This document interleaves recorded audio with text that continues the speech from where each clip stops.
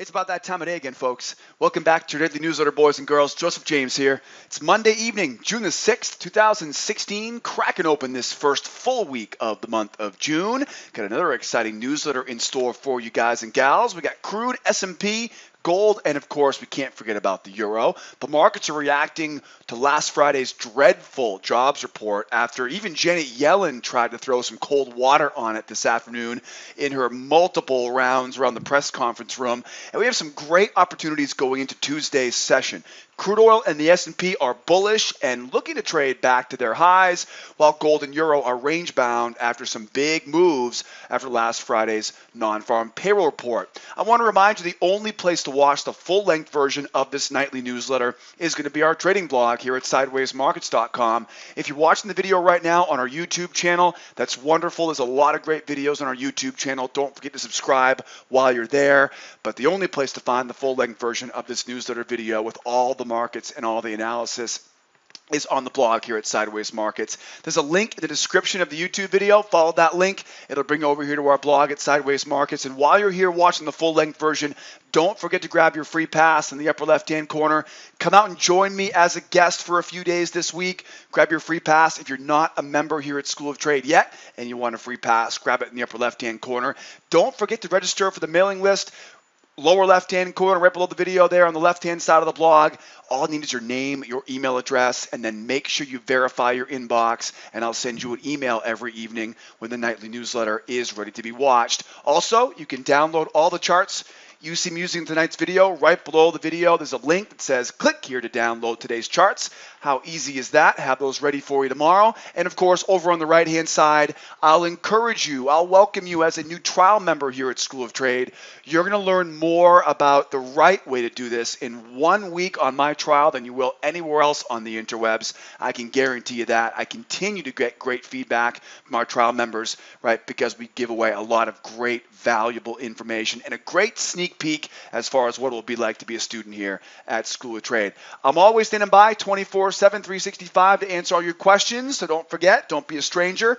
No question too big or too small. Hope you had a great weekend. We're back here for another big week of learning and earning opportunities on the newsletter. Before we jump into today's charts, though, let's take a look at the schedule here before we begin into the charts. Tomorrow's Tuesday, June the 7th. Got a full week ahead of us here. Got a lot of news on the calendar in the overnight session.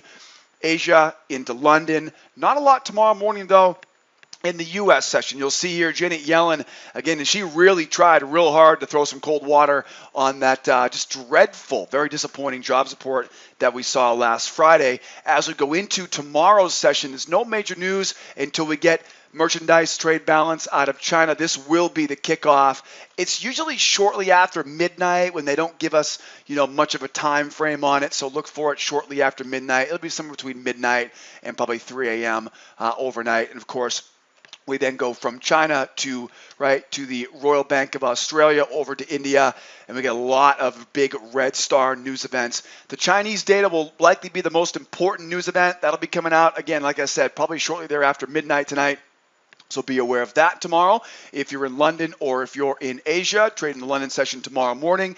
And then, of course, you can see here some real small news events from Germany, right? Our friends in France, and of course, Great Britain. They're going to be voting here this month for the Brexit vote. So this should be an interesting couple of weeks here for our good friends in Great Britain. Other than that, we'll finish up tomorrow at 5 a.m. in the London session with the GDP from the ECB. And you can see here, that's pretty much all we get. So it's a lot of news tomorrow morning, starting off with China into Australia, over to India. That's going to be the kind of the big stuff to begin the session in Asia. And, of course, kind of the beginning hours of London. And then we'll finish up the London session there with 3:30 and 5 a.m. news. We're going to 8 o'clock. 8:30 a.m. is pretty much all we have tomorrow for the U.S. session. Everything else is pretty much minor stuff here tomorrow. So all the news is going to be in the Asian session and the London session overnight. Be aware of that. If you're going to be with me tomorrow morning, we open up our trade room at 8 o'clock Eastern time tomorrow. So be aware, 8 o'clock Eastern time. We'll see you guys tomorrow morning. And all we have is one news event tomorrow, and that is, of course, 8:30 a.m. And it's really not that big of a news report. Tomorrow is a very, very big day. We got some primary elections here in my state of California, so it should be it should be an exciting day nonetheless, that's for sure, no matter what you're up to tomorrow. So you guys have news planned for tomorrow? Let's jump in some charts here. Again, most of the news coming out here overnight in Asia, and of course in London session tomorrow, and we'll be kind of riding the coattails of that in the U.S. session tomorrow morning. Starting out with crude, we'll go crude, S&P, gold, and the euro. Crude oil is bullish and trying to retest today's highs on the way back up to that $50 a barrel level this evening.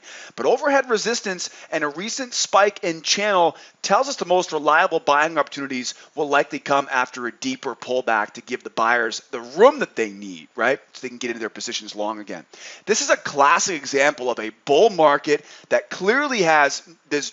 It's definitely in full control of the buyers right now.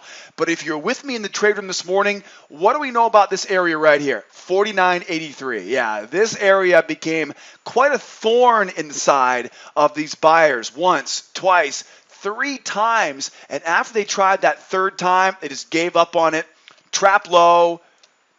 And of course, buyers bought it up like hotcakes on the way back from that high. At this point now, look at how close they are again. This is a great example of where we have a bull market that is so close to an area of resistance that a major area of resistance. That's the key. This is not just a Fibonacci level. This is an area that we definitely saw a few times already today. We know buyers have already been respecting it, and we have no reason to think they won't do it again right now. Until we know more information, we have to assume now that buyers are going to learn from that lesson earlier on in the session, and they're not going to want to buy high like this. Combine that, right? So that's where this overhead resistance comes into play, just kind of staring you right in the face. Buyers aren't going to want to buy that close to it. And without the interest in the buyers, price will likely pull back until the buyers are interested, and then price goes higher. The second thing is this little spike in channel. This spike in channel gives you the correction zone, and that correction zone back at 49.60, 49.50 area, that becomes a very enticing area now for a trap low, and then back up we go. So bulls definitely have control of this market. But again, that overhead resistance at 49.85, but really the 49.83 level that kind of gave them a headache today, banging their head against that overhead resistance.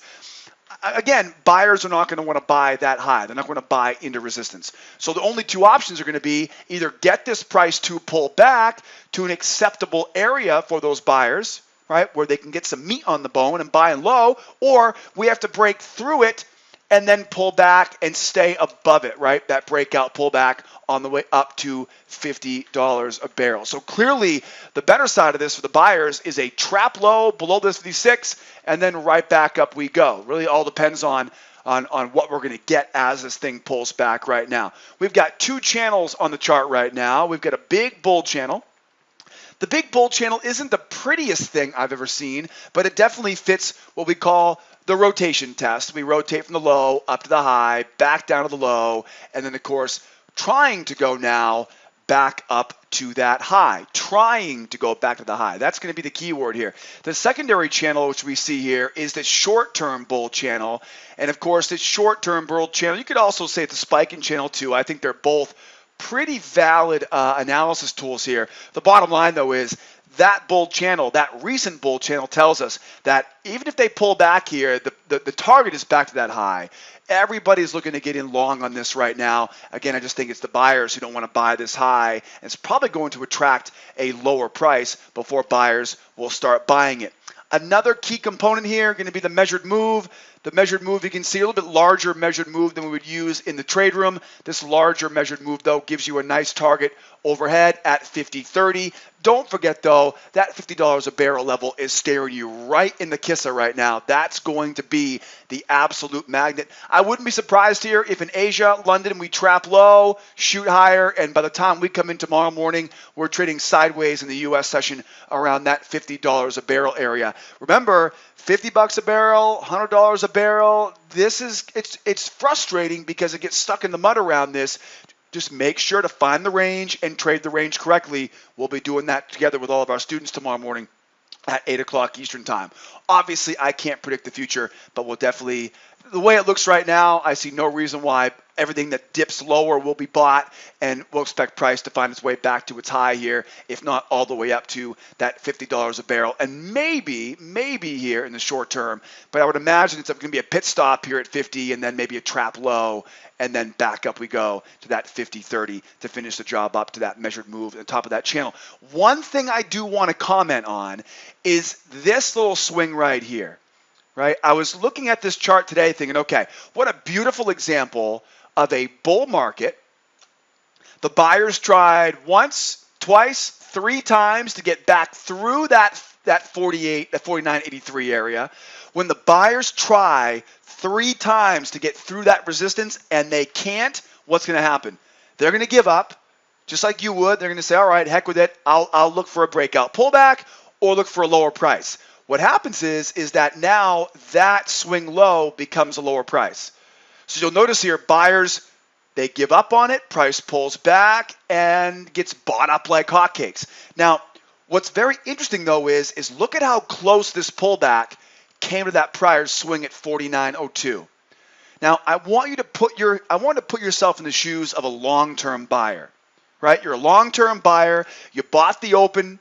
Your stop is still hanging out up here. Right? So long-term buyers, swing buyers have stops that are still there, right? They are still in. Swing buyers are still in this move.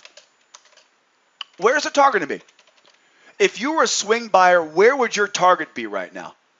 Back at the high, right? That's where your short-term objective is right now. As much as we want to think it's going to the measured move, professional traders are not going to gamble like that. They're going to have their objective to get back up to that high again. What that tells us is that we can expect the vast majority of buyers to take the majority of their profit off at that high, 49.90, 49.85. What does that do for price? It's going to make it difficult for price to keep going. See, what would have happened is if we would have trapped below this 49.02, now everybody would have to get back in, right? Everybody. The buyers that got in at the beginning of the day, the buyers that get in later in the session, everybody will be stopped out of that move now, and they'd all have to get back in. If they're all going to get back in, then you can expect to see that measured move and really strength because they have a job to do now. As of right now, we assume there's a lot of buyers in this market that went, whew, they barely held me in. With that said, I'm going to take the vast majority of my profit off at the high. When everybody sells their way out of their high, what's going to happen? It's going to struggle to keep going higher here again. So I wouldn't be surprised if that's the case. So price goes up, look to get it, go strong through, breakout pullback for the breakout pullback going higher here, target, and then target going higher. But, again, I would assume this overhead resistance is going to be in the way. Buyers aren't going to want it. I would assume you're going to have to get this price lower to entice some more buyers. And then once we get back to that high, just be careful buying the high. Because right now, a lot of big buyers are still in this move. They were not forced to get back into this position. And if they were forced to get back in, right, then there's going to be a measured move objective, right, back up overhead. Just my 2 cents on it right now. We know where the short term's going. Watch out and see what happens when we get back to the high of day there from today's session. Get around that 49.90 area and be careful buying the high because you're probably going to see it pull back once again and give us another shot with a little trap low before we go to 50 and before we go to that 50.30. All right, guys, don't forget, we'll be trading this market live in real time tomorrow morning with me in the trade room. Look forward to seeing you guys there. The S&P is also bullish this evening. Little bit different chart, but kind of the same idea here. We're bullish and rotating off the highs of the channel, which tells the buyers to look for the most reliable opportunities back at channel lows tomorrow. A falling resistance trend line will likely be a key piece of the puzzle for the buyers looking to buy this pullback right now. This is a really interesting scenario, and we actually have a couple of these today, one also on the euro here tonight as well. This, of course, being the S&P 500. Very easy to see here. The buyers had full control out the gate this morning. Nice bold channel, right? Buyers bought the dips.